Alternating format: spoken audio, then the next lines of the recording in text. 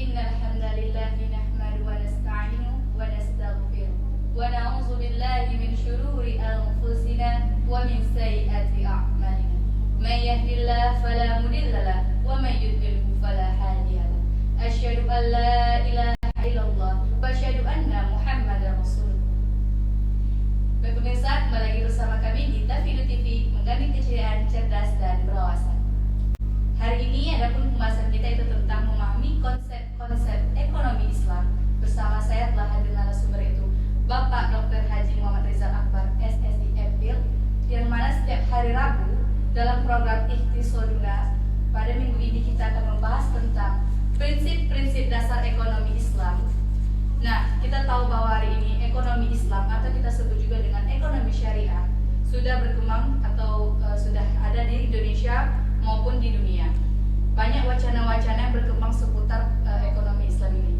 Untuk mewakili Ikhtisoduna pada hari ini akan dijelaskan oleh narasumber kita yaitu Bapak Dr. Haji Muhammad Rizal. Bagaimana kabarnya Pak? Alhamdulillah baik. Ini Pak, kita pada siang hari ini akan menjelaskan masalah tentang prinsip-prinsip dasar ekonomi Islam. Kami semua yakin, bukan hanya saya, pasti pemirsa di rumah ingin tahu apa itu prinsip-prinsip dari perekonomian Islam ini, Pak. Baik, terima kasih. Assalamualaikum warahmatullahi wabarakatuh. Alhamdulillah rabbil alamin. Allahumma shalli ala sayyidina Muhammad wa ala ali sayyidina Muhammad. Assalamualaikum ya Rasulullah. Terima kasih host Husna yang mengantarkan kita pada diskusi atau topik pembicaraan pada hari ini, ya, merupakan kegiatan rutin kita Ikhtisoduna, ekonomi kita atau ekonomi syariah, ya, yang pada hari ini kita akan mengangkat tema tentang prinsip-prinsip dasar ekonomi Islam. Sebagai pengantar ingin saya sampaikan bahwa memang perkembangan ekonomi Islam menjadi menarik, ya, sejak tahun 1970, ya, para penggiat ilmuwan ekonomi syariah mencoba untuk mengemukakan, mengetengahkan konsep atau satu sistem ekonomi dunia yang menjawab kegagalan ekonomi yang telah ada, ekonomi konvensional yang telah ada, dalam melahirkan apa yang kita sebut dengan kesejahteraan, ya, apa yang kita sebut dengan dalam bahasa pembangunan namanya well-being. Nah, ekonomi Islam hadir menjawab persoalan itu, ya, dengan gamblang, ya, bukan hanya dari sisi riset, bukan hanya dari sisi teoritis, tapi juga dia juga menggabungkan dengan apa yang menjadi perintah Allah di dalamnya, ya, perintah Allah. Jadi ekonomi yang betul-betul diilhami oleh Al-Quran dan hadis, ekonomi yang diilhami oleh perintah-perintah Allah untuk kemaslahatan umat manusia. Bukankah hadirnya Islam adalah dalam rangka rahmatan lil alamin. Jadi inilah yang sesungguhnya yang mengilhami hadirnya ekonomi Islam sebagai satu alternatif penyelesaian perekonomian dunia yang seolah-olah maju, yang seolah-olah berkembang, tapi menyisakan persoalan-persoalan ekonomi. Masih tersisanya orang-orang miskin, keterbelakangan di beberapa negara-negara dunia ketiga, ya, hadirnya ekonomi yang memanas, ya, dengan melahirkan apa yang kita sebut dengan kriminalitas, perebutan ekonomi di mana-mana, penzoliman dan sebagainya. Nah, ini semua menyebabkan ekonomi Islam harus tampil ke permukaan, ya, bukan hanya menjadi solusi untuk umat Islam, tetapi sebaiknya ekonomi Islam juga betul-betul menyelesaikan persoalan keseluruhan umat manusia karena hadirnya Islam sebagai rahmatan lil alamin, ya. Jadi prinsip-prinsip dasar dari ekonomi Islam, ya, yang penting adalah bahwa ekonomi yang tidak hanya mengandalkan kepada teori dan realitas, tetapi ekonomi yang betul-betul bagaimana merupakan perintah Allah dan Rasul, sehingga itu harus diimplementasikan dengan cara-cara berekonomi yang sesuai dengan zamannya, ya. Inilah yang disebut selalu Rasulullah mengatakan bahwa antum ta'lamu bi umuri dunyakum. Jadi artinya bukan berarti ketika kita menghadirkan ekonomi syariah tiba-tiba kita mencoba untuk mengembalikan masa lalu kepada masa sekarang. Nah, ini yang agak keliru dari memahami ekonomi syariah. Begitu Begitu juga ada yang mengatakan bahwa ekonomi syariah adalah ekonomi tentang baik, hal-hal yang baik adalah ekonomi syariah. Sebenarnya tidak sebenarnya seperti itu, karena ekonomi syariah atau ekonomi Islam itu membagi ya transaksi masyarakat itu menjadi dua bagian besar. Ada yang bersifat kebaikan namanya tabarruk, ada yang sifatnya bisnis, itu disebut dengan tijari. Jadi kalau bisnis ya cari untung, ya kalau bisnis cari untung, kalau kebaikan harus menjadi amal kebaikan, ya jadi tidak boleh digabungkan. Nah ini barangkali untuk sebagai pengantar. Husna. Ya, tadi Bapak sudah menjelaskan kalau misalnya ekonomi Islam itu sebenarnya sangat penting gitu kita bangkitkan lagi, terutama di Indonesia sendiri. Nah, menurut pandangan Bapak sendiri, kenapa ekonomi Islam ini justru kayaknya sulit gitu diterapkan di Indonesia? Baik. Nah, kita harus realistis ya. Kita harus realistis bahwa hadirnya ekonomi Islam sebagai satu paket dari muamalah itu, ya, paket dari muamalah. Dulu tidak ada namanya ekonomi Islam ya. Yang ada itu adalah muamalah. Malah dengan bahasa lain sebelum munculnya Islamic ekonomi ya, maka muncul kata-kata iktisodi atau iktisaduna ya, maka program kita ini kita beri nama iktisaduna ya. Jadi artinya kita telah mempraktekkan ekonomi yang apa yang kita rasakan, apa yang kita lakukan hari ini, adanya fiat money, adanya transaksi demand and supply dan sebagainya, ini sudah cukup lama, sudah mendarah daging ya, bahwa ekonomi yang kita laksanakan itu adalah warisan dari masa-masa lalu, dari kolonial ya. Artinya mereka mempraktekkan ekonomi pasar. Nah, terjadi perbenturan antara ekonomi pasar dengan ekonomi sosialis komunis misalnya, tapi yang menang juga ekonomi pasar kapitalis. Ya, ini sudah berakar umbi di dalam kehidupan masyarakat kita. Nah, hadirnya institusi-institusi ekonomi seperti perbankan, bisnis dan sebagainya ini memang sudah hadir sejak lama, dan begitu hadir ekonomi Islam ingin melakukan perbaikan terhadap itu, tentu tidak semudah membalikkan telapak tangan, ya. Nah, untuk itu perlu upaya-upaya syiar-syiar yang seperti forum ini untuk menjelaskan kepada masyarakat sebaiknya seperti apa seharusnya mereka harus lakukan dalam rangka untuk benar-benar mengaktualisasikan diri sebagai seorang manusia muslim. Satu, yang kedua ingin mengaktualisasikan bahwa Islam adalah sebagai rahmatan lil alamin ya. Nah, kali itu Ustaz. Oke, baik Pak. Kita tahan sejenak ya Pak. Saya yakin pemirsa di rumah juga ingin lebih tahu lagi tentang perekonomian Islam atau tentang sistem ekonomi Islam itu sendiri. Nah, untuk para pemirsa di rumah, jika ingin tahu kelanjutan dari pembahasan kita, jangan kemana-mana, tetap di Tafidu TV.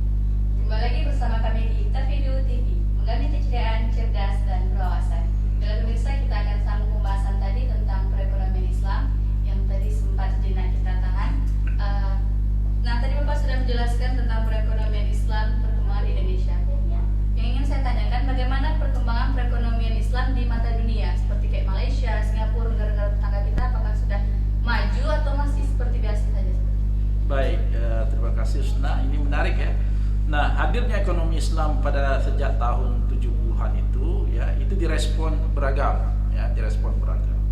Nah, artinya ketika hadirnya ekonomi Islam dan sekaligus munculnya institusi-institusi bisnis Islam, yang pada waktu itu yang lebih menarik adalah lembaga keuangan Islam seperti perbankan Islam ya. Jadi ketika kita bicara tentang Islamic finance, maka boleh jadi dia adalah bank atau non bank. Nah, dalam konteks bank Islam ini terjadi responsif yang berbeda ya. Misalnya ketika kita melihat respon negara-negara Eropa yang akhirnya membangun perbankan Islam seperti Inggris. Ya, seperti Inggris dari sejak awal mencoba untuk mengimplementasikan perbankan syariah. Apakah motivasinya ingin menjadi seorang muslim yang taat? Saya pikir tidak. Ya, karena ini ada responsif terhadap persoalan perkembangan ekonomi. Nah, ini disebabkan motivasi yang dikatakan dengan economic fuel atau economic minyak ya. Jadi artinya lebih kepada ketika itu para penguasa minyak Arab ya, mereka tidak ingin lagi bertransaksi dengan bank yang punya bunga ya. Tiba-tiba Inggris membangun perbankan ya yang menyediakan untuk para pengusaha minyak, pemilik ladang minyak untuk tetap menyimpan uangnya di Inggris ya. Jadi motivasinya adalah motivasi untung ya. Nah, kalau di Arab betul ya, di negara-negara Arab betul ingin mengimplementasikan muamalah ya. Jadi muncullah perbankan Islam. Dan bagaimana dengan Indonesia? Indonesia sebenarnya ini respon atas keinginan masyarakat ya. Respon atas keinginan masyarakat untuk hadirnya institusi keuangan syariah ya. Jadi ini tentu memiliki perbedaan dalam masa depannya ya, masa depannya. Itu dari sisi ketika kita melihat ekonomi Islam dari perspektif hadirnya lembaga-lembaga keuangan Islam. Tapi ketika kita melihat ekonomi Islam secara luas, misalnya ketika kita meneliti atau mengamati tentang penelitian Askari 2010 tentang Islamic City Index ya, Islamic City Index. Nah, Askari di tahun 2010 mendefinisikan negara yang paling Islami itu adalah Swedia. Swedia ini masih jauh lah jumlah umat Islamnya, tetapi mereka Askari telah mendefinisikan bahwa negara ini adalah negara paling Islami dengan menggunakan pendekatan indeks maqasid syariah atau maqasid syariah index ya. Dari Ad-Daruriyah Khamsah itu, maka dia mendefinisikan bahwa Irlandia termasuk negara dengan indeks Islamic City Index tertinggi, dan sementara Indonesia dapat indeksnya 106 dari 260 negara, maka Indonesia itu urutan negara ke-106. Di tengah-tengah Indonesia. Iya, dan hampir negara-negara muslim tidak mendapat ranking pertama ya. Nah, ini dari sisi maqasid index. Artinya ketika kita melihat ekonomi Islam dari perspektif ekonomi pembangunan atau bagaimana development Islamic development dilaksanakan di sebuah negara dari perspektif maqasid syariah ya, ad-daruriyah khamsah, hizbuddin, hizbul mal, hizbul naus, hizbul nazal, hizbul akal. Ini kelima hal ini ternyata diimplementasikan oleh negara-negara non-muslim lebih baik ya. Artinya memberikan peluang orang berusaha, memberikan peluang orang bekerja ya. Kalau kita kan kadang-kadang masih jumpa nih untuk masuk kerja bayar ya. Padahal dalam konteks Islam kan memberikan peluang kepada orang secara sama untuk bekerja dan berusaha, itu adalah bagian daripada maqasid syariah ya. Kita boleh saja pakai jubah, tapi dalam praktek muamalah kita kadang-kadang tidak mencerminkan ya yang seperti itu. Kita misalnya rajin bayar zakat betul, tapi terhadap karyawan kita zolim. Nah, ini tidak boleh. Jadi artinya prinsip-prinsip inilah yang harus kita selalu sampaikan di dalam konteks iktisaduna ini. Begitu, Ustaz. Oke, tadi Bapak ada ya. Terima kasih Pak. Tadi Bapak juga ada menjelaskan tentang sistem perbankan. Sebagaimana kita tahu, pasti masyarakat di rumah juga tahu, perbankan ini kan tidak jauh dari kata riba. Nah, dalam perekonomian Islam sendiri, bagaimana pandangan tentang riba ini? Baik, ini menarik ini ya. Ini sebagai prinsip dasar ini ya. Hadirnya ekonomi Islam awal sebenarnya rumusnya sederhana. Rumus ekonomi Islam ketika hadir adalah ekonomi konvensional dikurang riba ditambah zakat.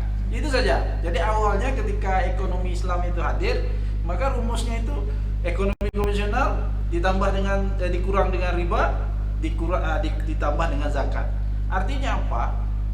Riba dalam konteks Allah mengatakan auzubillahi minasyaitonirrajim, bismillahirrahmanirrahim, wa Allahul bai'a wa harrama riba. Ini menjadi sesuatu titik ya kunci dari prinsip-prinsip ekonomi Islam. Karena dalam kacamata makroekonomi ya, saya bukan dalam perspektif muamalah, saya lebih kepada perspektif praktis ekonomi. Ya, dalam konteks makroekonomi, riba itu ya seperti gelembung. Ya, itu seolah-olah terjadi proses penggelembungan ekonomi yang besar, tapi dia mudah ambruk ya, dia mudah ambruk dan akhirnya melahirkan kemudaratan yang besar ya, sehingga sebenarnya orang-orang ekonomi yang tidak muslim sekalipun sudah memandang persoalan riba sebagai masalah ya, sebagai masalah. Memang pada sisi sederhana riba ini memberikan motivasi ya, memberi motivasi ya, artinya orang punya duit, dia tidak mau ada resiko, yang penting kalau duitnya bergerak maka bergeraklah ekonomi dia melalui penambahan. Padahal Allah mengatakan penambahan itu hanya boleh kalau dibisniskan. Apakah itu nanti bisnis dalam konteks perdagangan, apakah itu dalam bidang jasa atau ijarah, kerjasama, mudharabah dan sebagainya. Ya, jadi artinya dalam konteks riba ini, ya maka saya ingin katakan bahwa ini merupakan sesuatu penekanan tersendiri ya, di dalam ekonomi syariah, sehingga makanya para ulama-ulama terdahulu, para ilmuwan terdahulu mencoba untuk mendefinisikan ekonomi Islam itu dengan sederhana, mengurangkan riba dan menambah zakat. Terima kasih Rizal, jelasnya sangat luas dan sangat menarik tentunya untuk kita pahami. Nah, ini saya ditanyakan Pak, tadi kita bahas tentang bank dan riba. Nah, yang ingin saya tanyakan, pasti pemirsa di rumah juga ingin tahu apa perbedaan dari bank konvensional sama bank syariah itu. Baik ya, antara bank konvensional dengan bank syariah itu jelas memiliki perbedaan ya. Awalnya Islam tidak mengenal perbankan, karena di dalam Islam ya, yang hadir itu adalah kerjasama ekonomi ya, kerjasama ekonomi, dan uang itu adalah bagian yang terintegrasi dengan real. Itu dia penting ya. Jadi artinya tidak ada uang bergerak sendiri, sektor real bergerak sendiri, itu tidak ada. Nah, ketika ada bank, karena hadirnya bank ini sudah lebih dulu dibandingkan ketika munculnya pemikir-pemikir ekonomi Islam terbelakang yang baru-baru ini, maka akhirnya muncullah konsep perbankan Islam. Ya. Nah, kalau kita analogikan bahwa bank itu sama dengan Baitul Mal, maka itu terjadi kekeliruan dalam memahami konsep itu. Karena Baitul Mal tidak sama dengan bank. Ya, walaupun ada misalnya Baitul Mal wa Tanwil, ya, wa Tamwil, nah itu juga tidak sama dengan bank. Beda. Tidak sama karena Baitul Mal bukan tempat seperti membisniskan keuangan. Nah, sementara bank adalah sektor finance, ya, bisnisnya itu sektor keuangan. Nah, jadi ketika bank muncul, Islam harus menjawab, maka muncullah ekonomi perbankan Islam, dan perbankan Islam ini dia harus keluar dari riba. Bagaimana dia harus keluar dari riba? Maka harus jelas transaksinya. Ya, transaksinya apakah dia mudharabah, apakah dia transaksi tijarah atau transaksi yang bersifat tabaruk. Jadi ada dua transaksi, tabaruk dan tijari. Tabaruk itu ta'awanu alal birri wat taqwa, tolong menolong. Jadi riba dalam konteks riba riba fadal atau riba jahiliyah itu banyak terjadi ketika orang minjam duit ya. Kalau kata-kata minjam itu tabaruk ya, artinya tolong menolong. Orang sesak duit, pinjam duit, maka uang yang dipinjamkan itu ya tidak boleh dipersyaratkan untuk ada nilai lebih. Kalau dipersyaratkan ada nilai lebih, maka di situ kita riba. Tapi kalau yang memberikan lebih tidak apa-apa. Tidak ada masalah.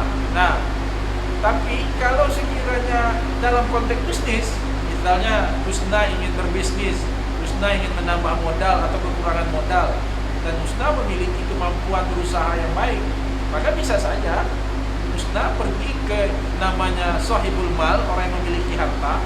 Dalam konteks ini tentu bank. Bank lah yang memiliki uang, ya, membuat proposal dan melakukan peminjaman uang untuk peningkatan usaha. Apakah itu mudharabah atau sebagainya, ya, musyarakah atau mudharabah, itu tergantung pada akadnya. Berapa marginnya, berapa nilai lebih yang akan diberikan nanti, itu tergantung kepada perjanjian husna dengan pihak sahibul mal. Nah, kalau begitu tidak terjadi lagi istilah riba, walaupun ada nilai lebih. Nah, menarik ya Pak bahasan kita. Saya yakin dan percaya pemirsa di rumah juga ingin tahu lagi tentang perekonomian Islam kita. Jadi jangan kemana-mana, tetap di video ini.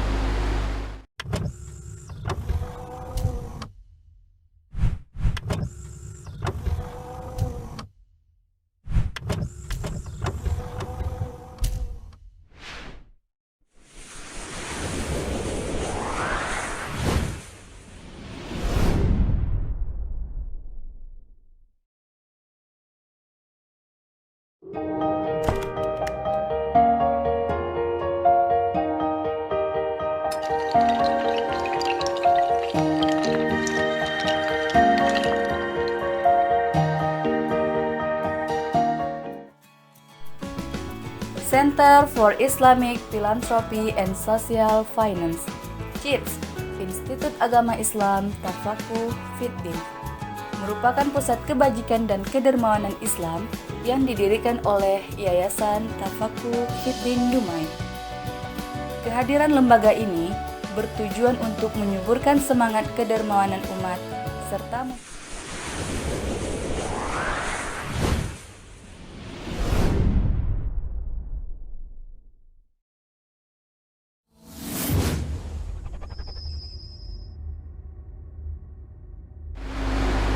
kembali lagi bersama kami di Video TV Menggali Pikiran Cerdas dan Wawasan.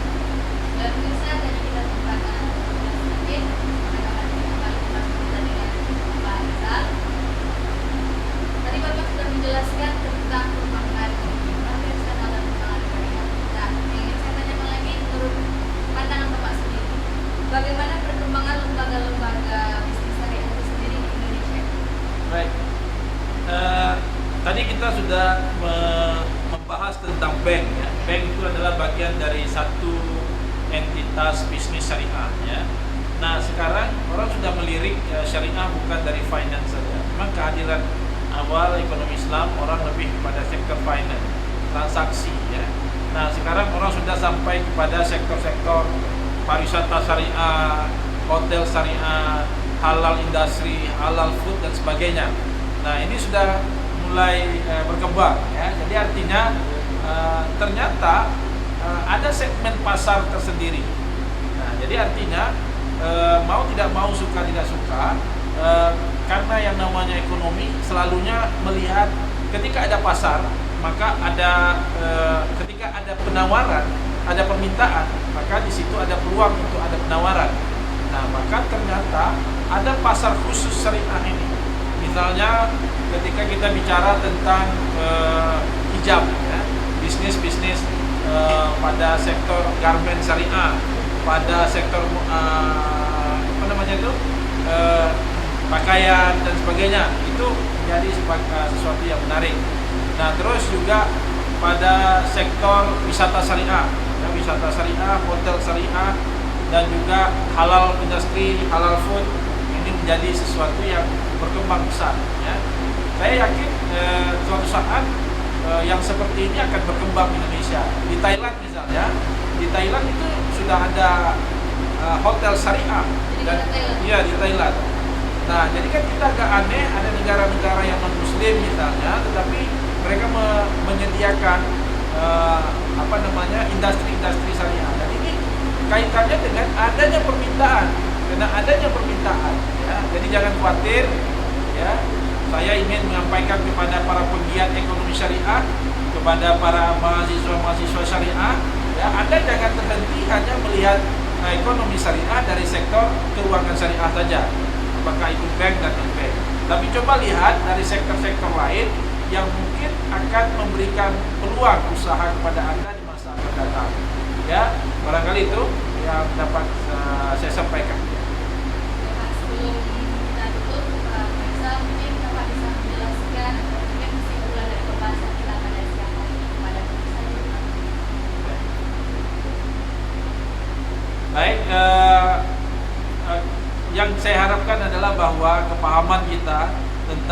ekonomi syariah itu harus lebih ditingkatkan lagi, dan kepada masyarakat ya, jangan memandang bahwa ekonomi syariah hanya sebuah ekonomi kebaikan, bahwa itu yang pertama. Yang kedua, jangan juga memandang bahwa ekonomi syariah hanya untuk orang Islam, tapi ini adalah sebagai rahmatan lil alamin. Teruslah untuk mengembangkan industri-industri syariah, karena industri atau ekonomi syariah adalah ekonomi yang menyelamatkan untuk seluruhnya. Dan begitu juga kepada non-muslim, saya juga berharap bahwa ini adalah sebuah alternatif untuk menjawab kegagalan begitu banyak model perekonomian yang dijalankan di dunia ini. Kalau kita ingin bahwa dunia dengan ekonomi yang adil, maka syariah menjadi solusi yang tepat untuk kita semua. Wallahul muwaffiq ila aqwamit thoriq. Assalamualaikum warahmatullahi wabarakatuh.